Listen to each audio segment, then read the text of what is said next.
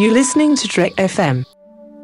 This is Steve Sansweet of Rancho Obi-Wan, and you're listening to the 602 Club.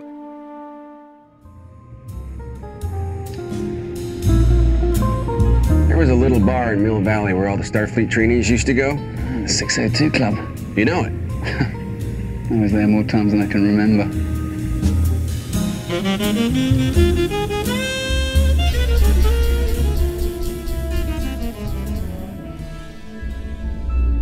Welcome to the observatory.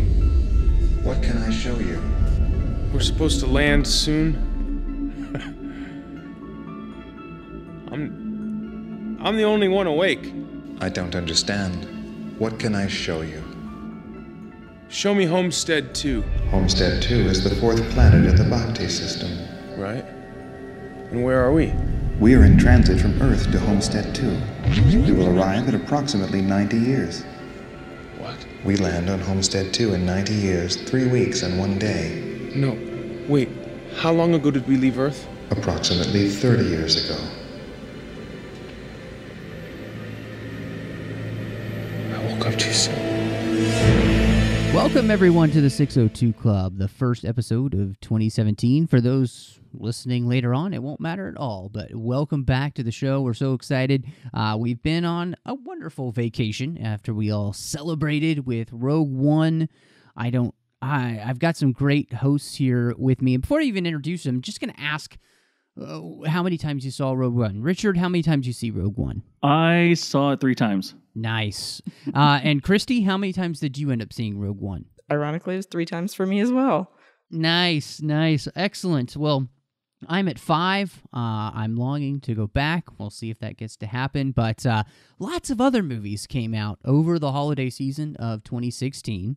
And we're going to be talking about one of those films tonight. We're going to talk about Passengers with Jennifer Lawrence and Chris Pratt that came out, and see if it lived up to the hype that we all had with original sci-fi. But before we do that, just want to remind everybody you can find the 602 Club all over the place. You can find us on iTunes, itunes.com/TrekFM. You can find us on Twitter at TrekFM, Facebook, facebook.com/TrekFM. We have the listeners-only discussion group as well on Facebook. That's the Babel Conference. So if you want to find that, type Babel into the search field on Facebook, or you can click discussion on any of the menu bars at our website, Trek.fm. You can leave us a voicemail at speakpipe.com/TrekFM. And of course, last but not least, you can hit us up with an email over there at Trek.fm/contact. Just choose a show, choose the 602 Club, and that will come straight to me. Now, want to introduce the people that we have here tonight. You already heard them, but Christy, this is, I think, maybe your 3rd time to be on a podcast, so I'm so excited. We met each other at Dragon Con this year. I'm good friends with your husband online, and we got to spend, my wife and I, a lot of time with you and your husband there at Dragon Con, and we're looking forward to doing it again this year. Welcome to the show. Yeah, thank you so much for having me. Dragon Con was a blast meeting you guys and getting to have lunch and dinner on a regular basis in a Mexican restaurant that was abandoned. Yes. It looked like something out of a zombie film. It was weird. Folks. Never in my life done something like that before. But it gave us a good place to record a podcast together without anybody really bothering us, so that was fun. Yeah, but thank you for having me. Yeah, it's great to have you here. And, of course, a man who needs no introduction, the one, the only Richard from our Star Trek The Next Generation podcast, Earl Grey. How's it going, Richard? I'm doing good. How are you today? I'm great, man. I'm really good. It's great to be back. You know, it's nice to be back in the saddle or the office chair. See? Yeah, at the desk. So, well, not really. We're in the 602 Club, so yeah, I'm not really setting the scene with Ruby and the drinks that are flowing like wine. And I'm sorry, folks. I'm out of practice. Okay. Let's just talk about the film. So, original sci-fi, we had a wonderful film that came out earlier in 2016. Richard, you and I talked about Arrival, and it was one of those movies that it captured my imagination because of what it did And we just don't get a ton of original sci-fi. And so with Passengers coming out at the end of 2016, I was really excited because, again, it's original. It's not based off a book. It's just a movie coming out that seemed to be another big sci-fi epic. So I wanted to ask both of you, going into the movie, what were you expecting it to be before you saw it? Christy, what about you? Did you have any expectations going in after you'd seen the trailers? Yeah, I definitely did.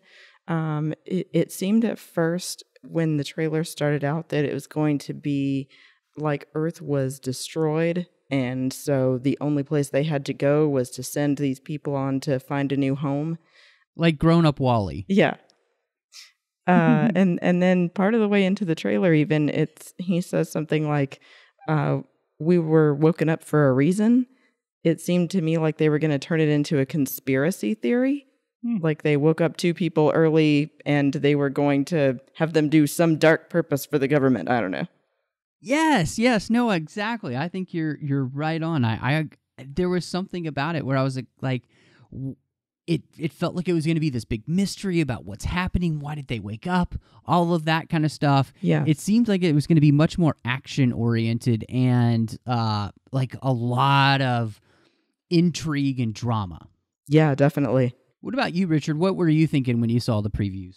I actually didn't see any of the previews, to be quite honest. The first time I actually heard about it was the Chris Pratt and Jennifer Lawrence making fun of each other special or whatever they were doing for some network they're doing it for, and that was the first mention I actually even heard about it. And they were talking about it as a sci-fi movie, and then I was like, all right, fine, I'll go see it. And then next you know, this podcast came up.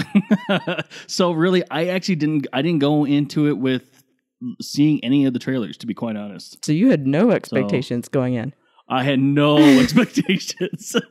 That's cool, though. I mean, there's something about going to see a movie, and I mean, all you've probably seen is the poster. You know, like there's something about that is very cool. And I love it when that happens. It doesn't seem like it happens very much for me these days, but that's awesome, Richard. So you're very much a blank slate. So I'm really excited to kind of dive in and see then what you thought of the movie. And so the story, I think, is something that became really interesting because, Christy, what you and I described really isn't what the movie's about at all. Nope. So what did you end up thinking about what we ended up getting in the movie? So I was definitely surprised. I love that they went the route that they did with it in not only making it a love story, but that it had this deeper meaning of, like, what is the meaning of life? Why is life worth living? Yeah, no, it is very different, and I think anybody who hasn't seen the movie, if you're listening, we're definitely going to spoil it, so just your warning is out there now. But it was much more of a relationship drama movie and a human movie than it was anything about a conspiracy theory or intrigue or anything like that. This really is a movie about how do you survive in the most awkward, strange circumstance that you find yourself in. And so I guess the main thing we should probably dive into is the actual story itself, which is Earth is kind of a paradise at this point, and people are leaving Earth for colony worlds, and it usually takes like 120 years, sometimes 200 years to get to these different colony worlds. Mm-hmm. And so, you know, people are being put to sleep in cryopods and then shipped off to these colony worlds to create a new life for themselves. And that was something that was just fascinating to me, this idea that, I don't know, and Richard, I guess we could talk about that. This is a whole new universe. It's almost as if, like, the Federation kind of exists. Like, Earth is perfect, but people are bored. Paradise, yeah. Yeah, so Everybody wants to leave paradise is boring. So they're going off to these colony worlds to create a new life for themselves. Or maybe they're like our main character, Jim, and there's nothing left to build, Yeah. or nothing left to create. And I can relate to that. I mean, especially when, if I don't know, obviously we don't hear about what his career is like or anything like that. But like, I mean, if you're at the top of your game or you plateaued, or especially as a mechanical engineer, I mean, and there's nothing else. Yeah, it's far more exciting to go to another place, another land or another world, and basically start from scratch again. And I mean, maybe the whole entire Earth is now concrete now. God, I hope not. Is it a garbage pit like Wall-E? Yeah.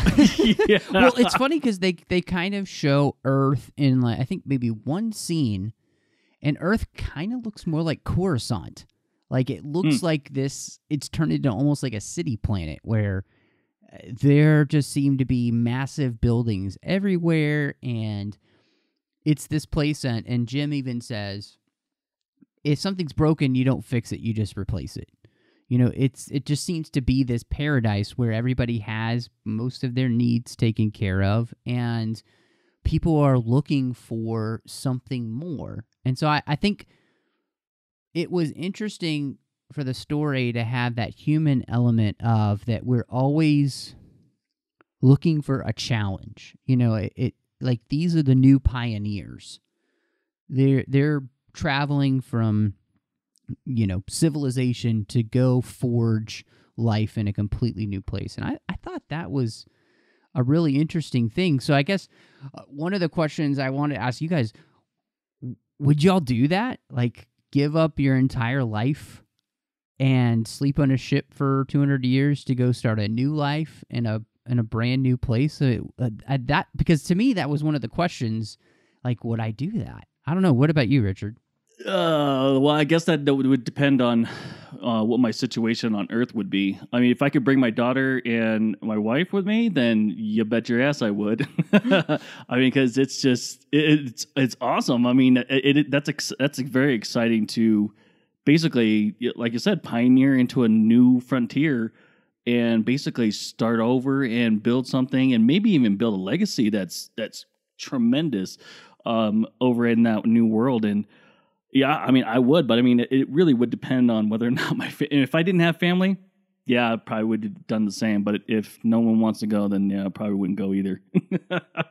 Yeah, I think Richard's right. I think it just totally depends on your situation, because it's like, if you feel like you have no one that you care about leaving, then it's not a big deal. Of course, you know, I would definitely go off and pioneer on a new planet. But then if things are pretty good, if, you know, the condition of the Earth itself is fine, then I would probably just stay here and not risk all of that. Yeah, it's scary. Yeah, no, really scary. Well, and the thought that, too, you know, while you're gone, everybody you know is going to live their life and die, so that once you come out of cryostasis, you're on a brand new planet, you legitimately don't know anyone. And for all intents and purposes, you've time traveled.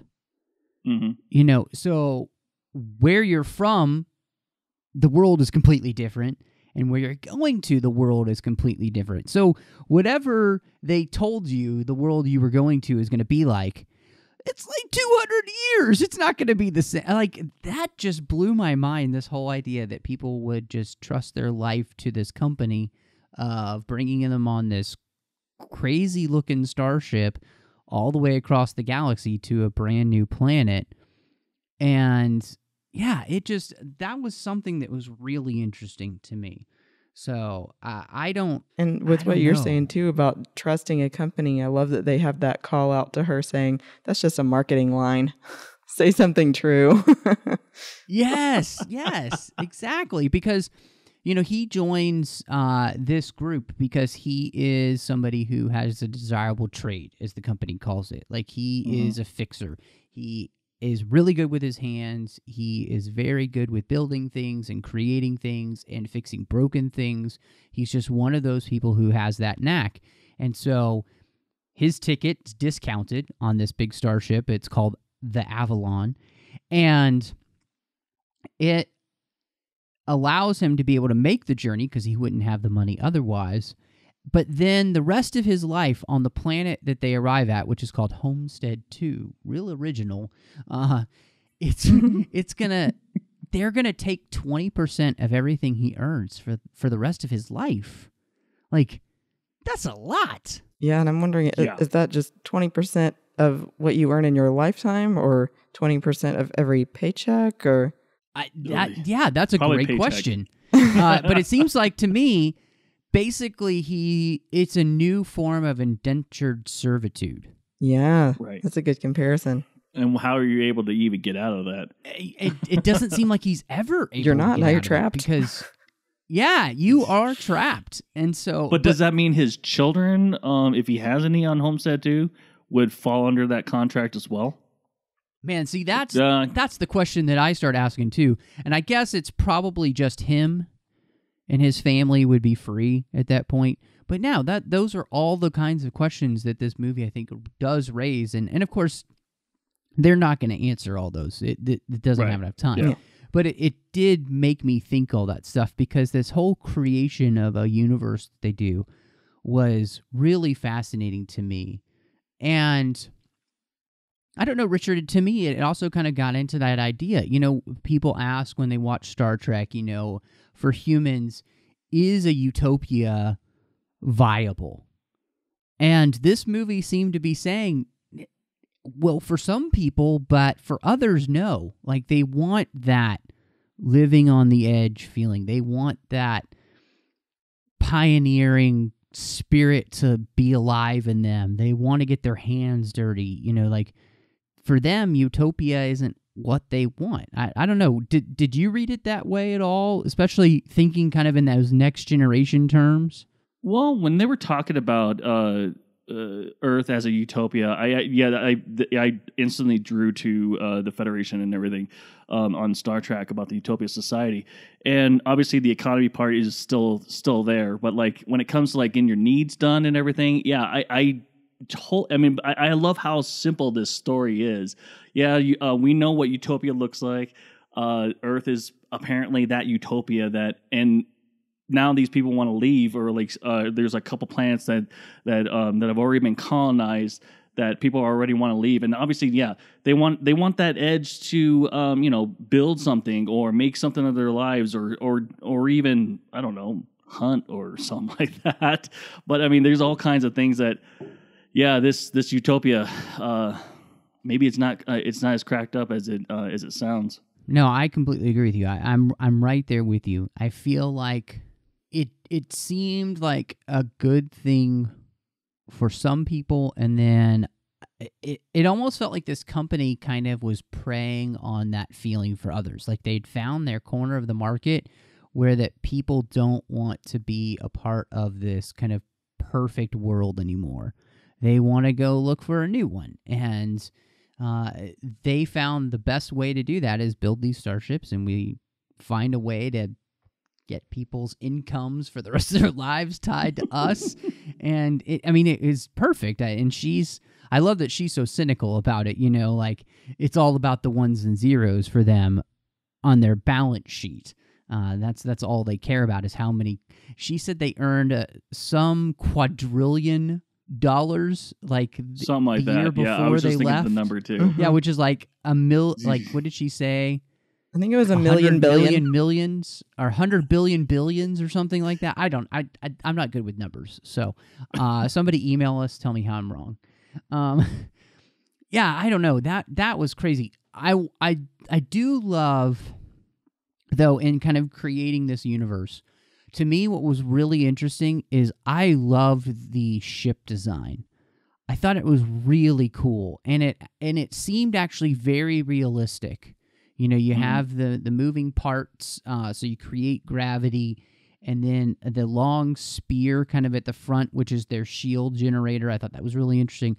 To me, it felt like somebody had put a lot of thought into this and how this ship would actually work to make it seem realistic for traveling in space this long. I don't know. Richard and Christy, I mean, both of you like different types of sci-fi. Did it feel realistic enough to you, or you like it? What'd you think? It really did to me. And I just have to say, I like that they show you from the get-go a lot of schematics, I guess I would call them, or blueprints, so that you don't even have to be told verbally how the ship works or the shield generator. You see it. You know, how like you're saying, they show that there's this cone protecting them from all of these little asteroids coming in. And then, you know, as they're talking about what's going on later wrong with the ship, they're showing you diagrams of the internal structure of the ship. But yeah, I loved it. And I actually was wondering if I'm the only person that thought that the design of it kind of looked like DNA. Oh, it does. That is like that twisting double helix ribbon. Yes, that is awesome, Christy. Thank you for pointing that out, because now you just blew my mind. You're welcome. Yeah, I thought it was really cool looking ship. I mean, when I first saw it, I'm like, wow, that's really cool. And then of course, you know, seeing the shield and everything, and it's like it's a very simple design. It's I think it's very elegant for a ship that I guess is going to be traveling for at least 127 years. But like, yeah, it's very simple, and that's ultimately what I love about the entire movie. The movie is very simple. It's not something where you have to catch up on, you know, technobabble or anything like that. Even the sci-fi part, it was very simple. We got to do this, and in order to do this, we got to do that and that. Okay, you know, that's what I absolutely love about this film. I mean, yeah, it's obviously predominantly more of a relationship film. But like I mean, even when they do start talking about it, it's very simple and it's very easy to understand. And actually, it was a breath of fresh air thinking about that, because I was like, oh, great, I don't have to think through this. Oh yeah, you mean like the process of what they're doing there and how they're getting where they're going? Right. Yeah. Exactly. Yeah. I mean, it's a very simple film, but I mean, I love it for. I mean, I think they had a right balance of sci-fi, technobabble, I guess, and without getting away from the true story. And I don't know if you liked too how they really made it clear how it was like a gigantic computer, and that, you know, since he has this mechanical knowledge, that he can go in and just pull out the processor or whatever and plug in a new one. And how lucky for the story that he's a mechanic. Yeah, was that too lucky? Yeah, and how lucky that the right guy wakes up the deck officer just enough to give them what they need so they can fix the ship and save everyone and themselves. So I mean, yeah, there are some coincidences in the film that are a little bit much, but I'm right there with both of you. I think one of the things that the film does is that it plays off some things that we'd already seen before. And obviously, I mentioned it earlier as a joke, but it does kind of remind me of WALL-E. It's very much like that, where the ship is technologically advanced enough to run itself, and it doesn't really need much of a human crew. And when it's on autopilot, the computer and everything is smart enough to fix itself. You know, they have replacement parts if they need it and all that kind of stuff. And you know, the only reason that anything really goes wrong is because on their way, they hit a pretty massive asteroid. And even though the ship has shields, it still has a huge impact on the ship. It's basically Intergalactic Titanic, because it hits not an iceberg, but it hits an asteroid that throws things out of whack. And, you know, Jim doesn't realize that until much later on. So, yeah. No, I thought that the look and the feel of everything, it just felt right. It felt like an advanced Earth design. And I gotta say, I really want to be at that bar with Arthur all the time, because that was the coolest bar. That Art Deco design, I was like, we need to redo the 602 Club just like that. I agree. I liked the gold. Yeah, no, really nice. So yeah, I really liked all of those parts of the film. This is an interesting part, though. I wanted to talk to you guys about the characters, because obviously the big draw for this movie, I think for most people, was, hey, it's Chris Pratt and Jennifer Lawrence. They're in a movie together. When, I mean, I'm not going to complain about either one of them. They're two of the best-looking people in Hollywood. So, nope, not here. What did you... so Jim's the first one that wakes up, and he's the mechanical engineer that we've been talking about. What did you end up thinking about Chris Pratt and his portrayal and what they gave him to do in the movie?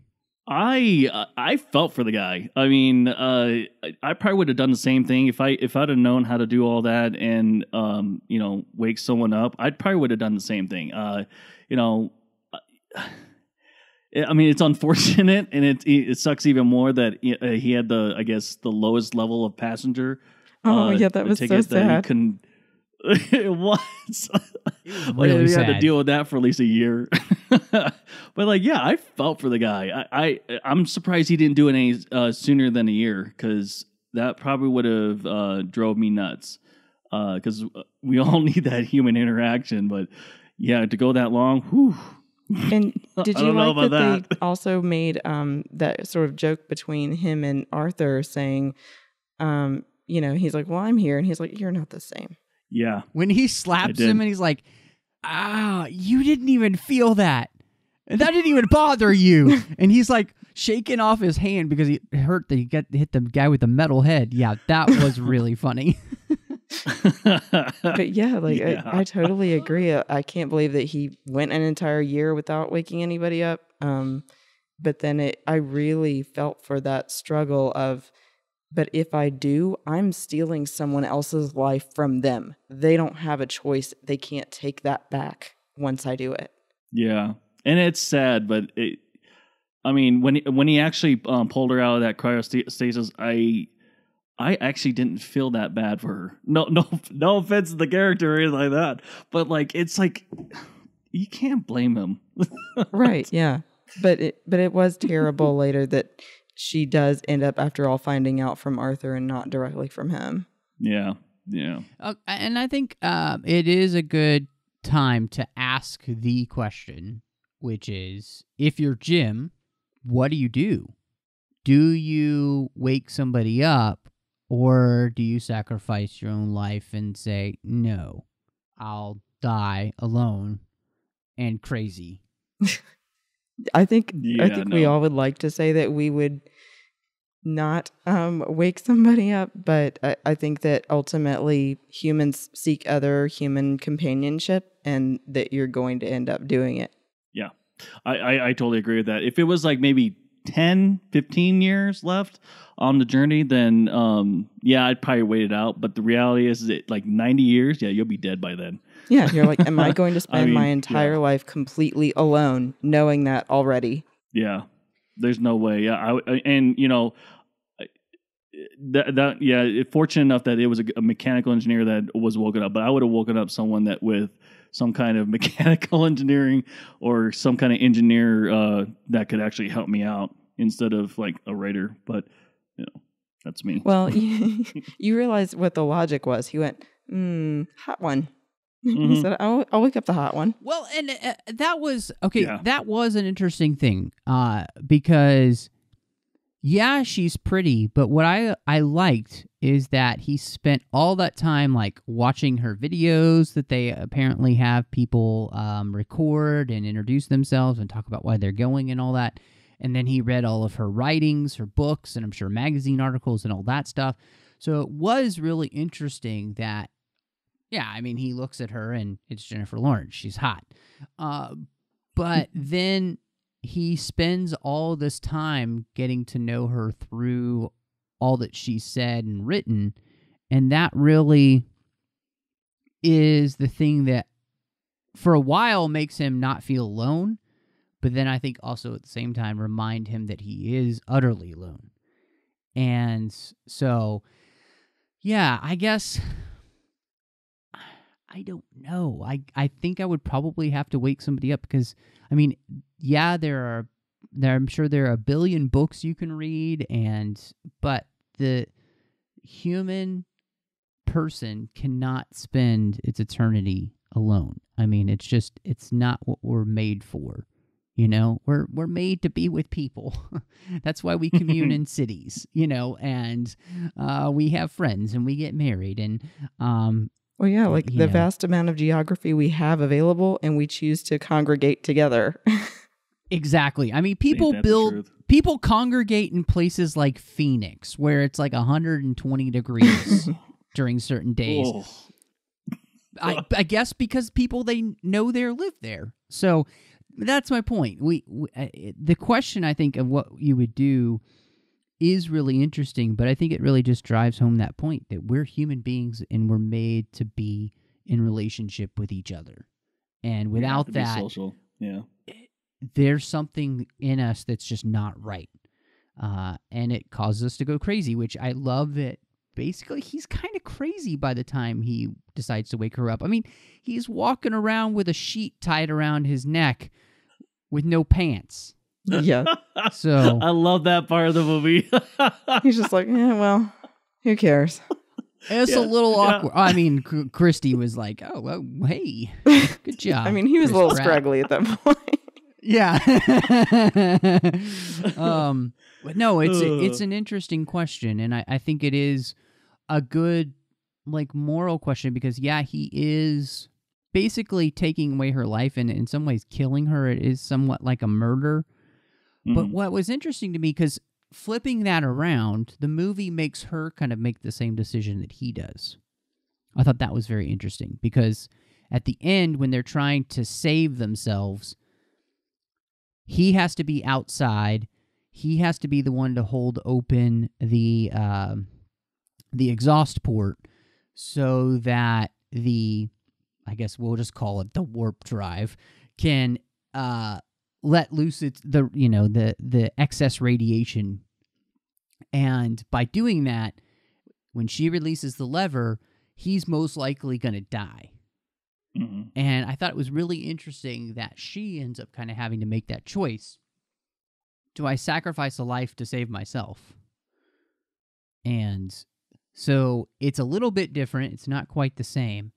But at the same time, they're similar enough, so they have to make those choices. And I thought that was really interesting and smart for the movie to kind of have them subtly mirror each other.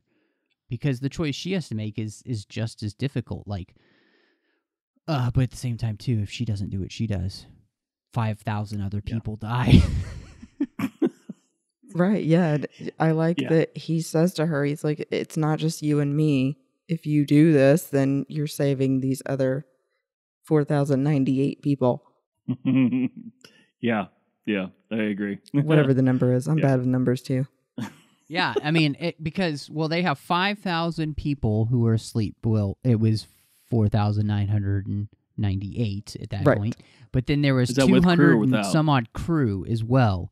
So, I mean, we're talking a lot of people that are in their hands. And so, them having to make this decision, it's a big deal because she would be choosing, if he dies, to basically stay alone. And then does she wake somebody up so she's not alone for the, 88 years they have left? So, it's an interesting discussion. So. And then did you like also that they give her the opportunity to go back into hibernation? Yep. I was just about to say that too. Yeah, I really like that she eventually made that choice to stay with him and I guess grow a life with him. Well, as we saw at the end. So, we really don't see it. We just see the vegetation overgrow. But yeah. Well, you see them in the pool first. After 80 years? Or are you talking about No, it's like right after she decides that she's going to have a life with him, they're in the pool together, and they say, hell of a life. Ah, got it. And then it goes to the trees. You're right. And honestly, just speaking from the perspective of, another person in a monogamous relationship, it really was a heartwarming moment to, know that feeling of you've chosen to be with this person for the rest of your life. Yeah, I agree with that. Yeah. Well, it's interesting too because they've made that decision, and they don't really have anybody else to choose from. Well, I mean, they could wake more people up. Yeah, but they are kind of like the Adam and Eve of this ship. They're going to live a life, and there isn't going to be anybody else, and they're not going to be able to have kids because their kids would then grow up and not have anybody to be with. That's what Jennifer and I. Yeah, that's what Jennifer and I were talking about at the end because she was talking to me about. I was like, I really wish they would have showed, if they had kids or not. I'm like, I think they would have. I mean, after. But then who do their kids get together with? Because then they just have their brothers and sisters, and that's awkward. They'd write them a letter and tell them they have to wait it out. Incest is wrong. You need to wait till you're like 40, and then you can get to the planet. Yeah. And that just... I got the feeling that they didn't have kids. So... Yeah, let's just go with that. Yeah, because that turns awkward I concur. real quick. Yeah. What did you think about Jennifer Lawrence, Aurora Lane, a.k.a. Sleeping Beauty? Her name's Aurora. So I thought that was funny. I actually did not catch that. Wow. I didn't either. He said that. Isn't that funny, though? That it's she's Sleeping Beauty. Yeah. That's one of Jennifer's favorite Disney movies, too, and I wouldn't even thought of that. I wonder if she saw that as well. That's one of mine. I have it on Blu-ray. Yeah, I loved her character. I really was curious about that he ended up choosing a journalist. I mean, if you just think about all of the options he could have chosen from, that just was a surprise to me. But it was nice to see, like you said, Matt, of watching her videos and talking about that for her dad, writing was always about his experiences he had been through and that he just wrote about those. But for her, it was writing about things that she had never done before. She never wrote about herself. I absolutely loved her character. She was so fascinating on especially how many videos that they had of her. I mean, it kind of, I don't know. It's kind of creepy that they would record something like that and have all that kind of information just readily available for almost anyone to look at. Yeah, like why would you need it?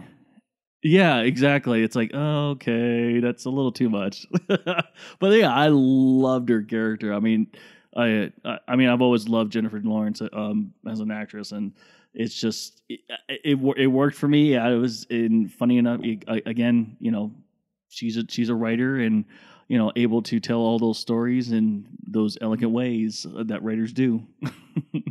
I really thought her character was interesting.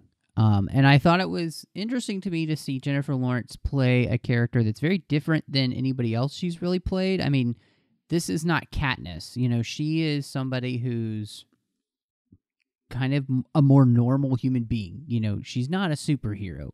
She's just a woman who is kind of running away from Earth because she's just never been satisfied, and she's trying to find something to satisfy her.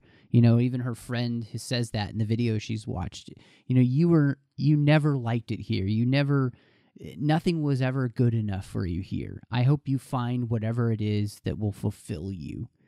And it seemed like her character arc became that she became comfortable with just being herself, not comparing herself to her father, but also just enjoying life for what it ended up bringing her instead of always feeling like she always had to go to the next thing, because she was just kind of forced to be okay with her life. And it was I thought it was an interesting character arc, and I liked Jennifer Lawrence's portrayal. I thought she did it well, and I've always liked her as an actress.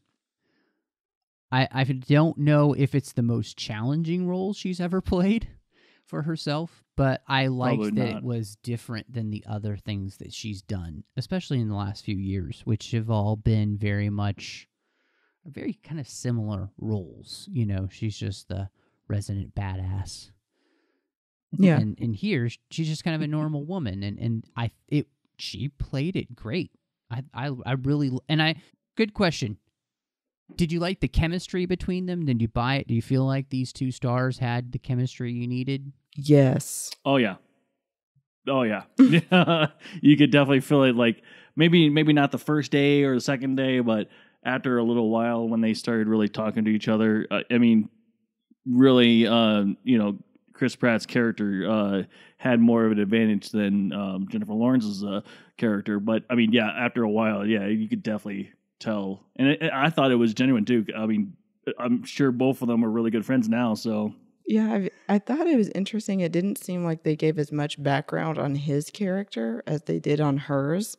All we know is that he's always been either a mechanical engineer, or I thought he just said a mechanic.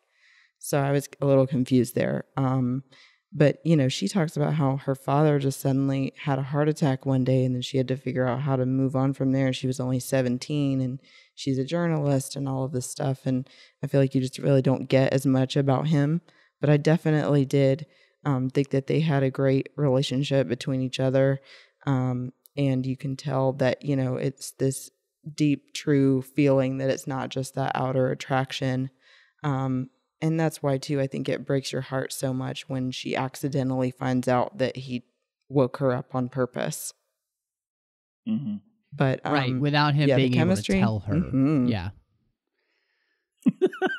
Yeah, I thought it was good because there was that thing that was always going to be hanging over them. I mean, there's sort of Democles was he woke her up, she doesn't know it. They have to find out, and in true life fashion, if you tell somebody a lie long enough, it's gonna, the truth will end up coming out, whether it's a robot that tells them or not, which I loved. Jim, these are not robot questions. Oh yeah, when he asked him that one question, he just yeah.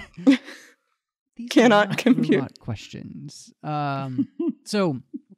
No, I liked them together, and I thought it was really good. And it was interesting, too, because, when they do decide to finally going to be together in the end, even though they saved the ship and all, and they've been through kind of hell and back, they've kind of seen each other at their best and their worst of humanity. And I think I guess going through that together allows her, I think, to be able to forgive him for what happened.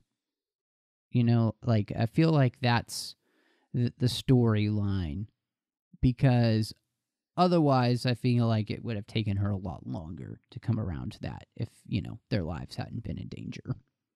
Oh, yeah, because, it's like she's the only person that can help him fix the problem, or else they're both going to go and probably everybody else on the ship. What did you end up... Martin Sheen as Arthur I thought was just wonderful. I mean, him as the bartender was what great casting, because he was just he's just perfect. Is that the android? Yeah, he was perfect. I agree.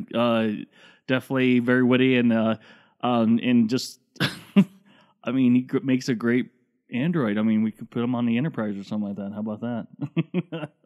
Bartender, can you imagine that?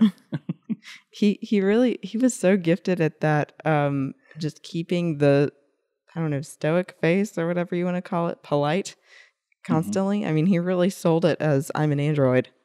Why are you always cleaning a glass? I'm the only one awake. Trick of the trade, Jim. People don't like a bartender not doing anything. Yeah, he was wonderful. I really liked him, and it's kind of sad that Lawrence Fishburne is in this movie, and he doesn't really get too much to do other than die in about 5 minutes. Was I the only one that that was a good went, surprise. Morpheus? Yeah, it was a good surprise. I actually liked it. It was like I said, I didn't see any of the trailers and didn't even know who was in it except for Jennifer Lawrence and Chris Pratt, and it was a very welcoming surprise. I was like, oh, that's cool. Why didn't he tell them to take the blue pill? I know. Oh goodness, no, he was great too. Unfortunately, yeah, he doesn't really get a ton to do, but a great actor and nice that I feel like it was a good job to just kind of pull somebody who immediately had some gravitas on screen, so you kind of wanted to listen to him, and and I think because you cast him, you do kind of feel bad that he's gonna die soon. Even though you don't really know him, but it's Lawrence Fishburne, and everybody's like, no, not Morpheus, don't die. We love him. Yeah, Perry White, no. And it was so interesting, too, that they, it kind of sad that they ended up finding out what's going on with him. 612 disorders or something like that, and there is no hope for you. Yeah. He was a goner when they started talking about or listed off all those diseases. Jeez, this pill will ease your pain. That was, I mean, yeah. When they said there were that many disorders, I was like, I don't even know how he's alive at all. Right. So yeah, it was nuts. It was really interesting because one of the things that Martin Sheen's android Arthur says to Jim, it was really interesting. This whole idea of kind of like time and place, and he said to him, you know, people always say, "Oh, I wish I was here," but if you were there, you'd probably be thinking the same thing you are here. Man, I wish I was somewhere else. And that whole idea of kind of making the most of where you are, that's an interesting idea, because human existence, and I know for myself, we are so unhappy most of the time because we want to be doing something else. We want to be doing a different job. We want to be dating a different girl or boy. We want to be, whatever, just fill in the blank. And once we get that, then it's always like, oh, well, but the grass is greener next door. You know, and it reminded me, and Richard, I think you'll appreciate this. It reminded me of the Picard quote from Generations, where he said, you know, someone once told me that time was a predator that stalked us all of our lives, but I'd rather believe that time is a companion that goes along with us on the journey and remind us to cherish every moment because they'll never come again. And I felt like that's kind of what Arthur was telling Jim. It's like, you're alive, you know.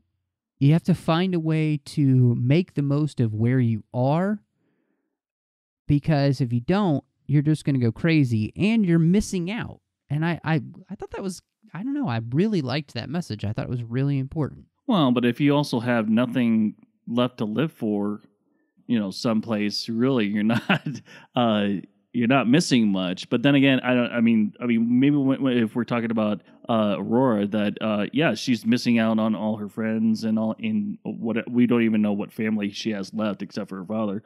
But like, I totally agree. It's like, yeah, maybe they're all thinking the grass is greener over at Homestead too. I don't know. But then, Arthur saying that feels like a turning point in the movie where they seem to go toward this moral of the story that they even repeated at the end, which is, you know, don't be so busy trying to make a life that you forget to participate in the present of where you are. Mm-hmm. Yeah. And live it. Yeah. Live in the moment. And that's, I think that's so important, you know, it just in our world today. And I just felt that when he was saying that to Jim, that whole idea, you know, just make the most of where you are, with who you're with what you're doing. And, you know, if there's an opportunity for change, that, you know, you can make that, you know, but to make the most of where you are, I really liked that as a theme. And it made it nice, because anytime there's something to kind of think about a little bit after the movie, kind of has my brain going a little bit, I appreciate. You know, it's always nice when a movie gives you something more than just entertainment, you know. So the fact that a movie like this could allow me to have thoughts about my life pretty deeply was nice, you know. So I think that's always a plus. I guess the last question I have for you guys is, what would you end up rating Passengers? Christy, for you, let's do out of 10. That gives us a lot of room to work with. Where would you put Passengers? Are we doing anything specific like Womp Rats? You can do anything you want. So stars, starships, I mean, whatever you want. So I will give it 9 out of 10 galaxies. At one point off just because of the couple of things we mentioned, like felt kind of too coincidental that he happened to be a mechanic, and you know, they happened to wake up the one guy that could help them and things like that. But I loved the visuals of the entire movie, the look of the ship, that feeling of you're on a cruise ship in space, and then the relationship between the two of them, and then that overall, like you said, message that you have to think about when you leave the movie of go and live every day to its fullest and not just trying to get through to something better. What about you, Richard? Well, going into this movie, I had no expectation at all, so it was all brand new to me, except for the obviously actors. I would probably give it a right around 9.5 asteroids. And mainly because the main reason is because it's such a simple story. No technobabble. Well, there's some, but not as much in depth as it could have gone. But like it's a simple story. You know what's going on. It doesn't take a scientist to figure out what's going on, and it's a very simple love story. And I'm not really much into love stories like a drama or something like that. But for some reason this one grabbed me, and just pulled me right in. So I absolutely love this film. I think that's really cool. I love that, especially for you, Richard. It was something that you just went in. You had no idea what to expect because you hadn't even seen anything about it. Christy, for you, it was kind of a completely different movie than both of us thought it was going to be, and you really loved it. I'm right there with you. Some of the criticisms that you had were really good, Christy. There's a lot of the movie that is very... oh, well, isn't that convenient that happens? And so some of that stuff takes away from the movie. But I thought it was neat to get kind of a character-driven story. Like you said, Richard, there isn't a lot of stuff that's taking away from that because it's a pretty simple plot. We've seen it before. I mean, it's WALL-E and Interstellar Titanic put together. It's pretty much what the movie is in a nutshell.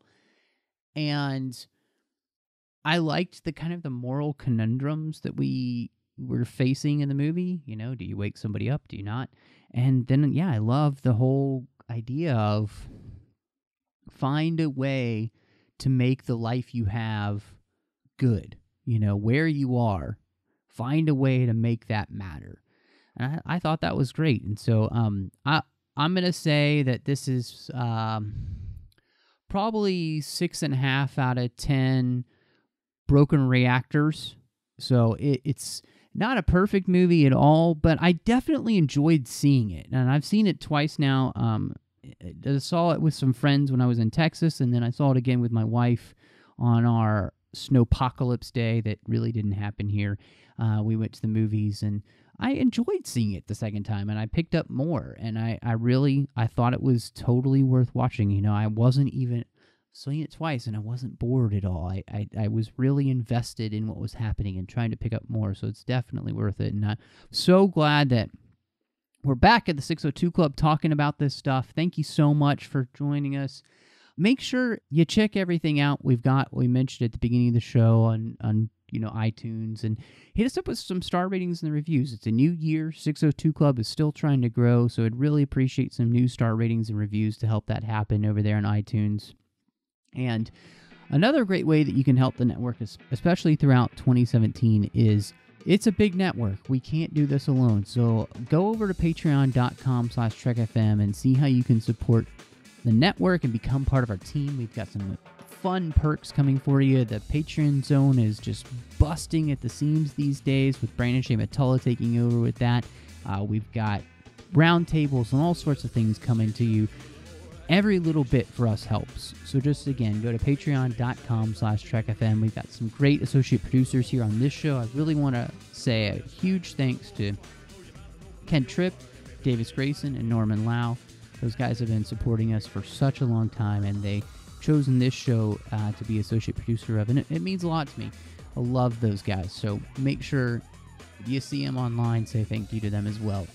Now, Christy, if anybody would like to talk to you about Passengers or find you online, where can they do that? Sure. So you can find me on Twitter and on Instagram at MoreChristy, MorrChristy. Awesome.